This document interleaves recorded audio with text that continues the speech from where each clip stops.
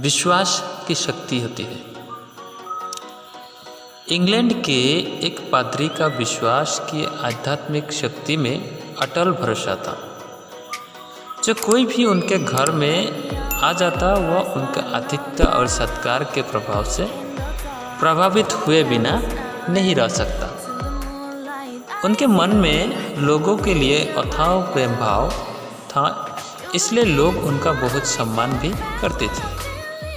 एक दिन जेल से भगा हुआ चोर रात में शरण लेने के लिए इधर उधर घूम रहा था। उसने देखा कि पादरी के घर का दरवाज़ा खुला हुआ है, इसलिए वह उस ओर चला गया और पादरी के घर में प्रवेश कर गया।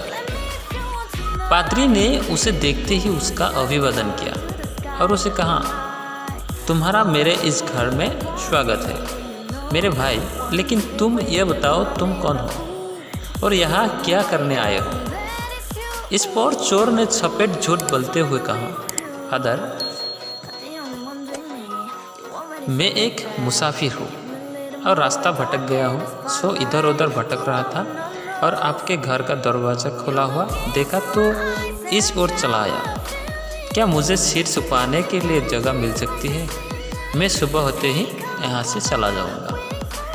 पादरी ने उससे कहा, हाँ क्यों नहीं, तुम यहाँ आराम से रह सकते हो और मुझे लगता है तुम बहुत थक गए हो, इसलिए तुम जाकर आराम से हाथ मुंह धो लो। मैं तुम्हारे सोने और खाने का प्रबंध करता हूँ।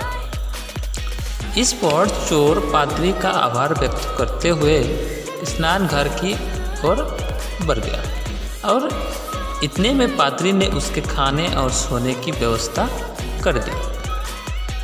पादरी ने उसका बहुत अच्छे से आतिथ्य सत्कार किया और उसे भोजन करवाकर उसके सोने की व्यवस्था कर दी। रात को सभी के सो जाने के बाद चोर के मन में चोरी की इच्छा जागृत हुई और उसने पादरी के घर से सोने के 2 दीपदान चुराकर वहाँ से निकल भागा। रात में पुलिस उसकी तलाश में थी, सो वह पुलिस के हत्थे चढ़ गया तो पूछताछ में उसने बता दिया कि मैंने ये पादरी के घर से चुराए हैं। इस पर उसे पादरी के सामने लाया गया तो पादरी ने पुलिस वालों से कहा, आप कृपया इन्हें छोड़ दीजिए, यह मेरे घर में मेहमान हैं, तौर पर आए थे और मैंने ये दीपदान इन्हें उपहार के तौर पर दिए हैं। इतने में चोर के ज्ञान चक्षु खुल गए और उसे अपनी भूल का एहसास होने लगा।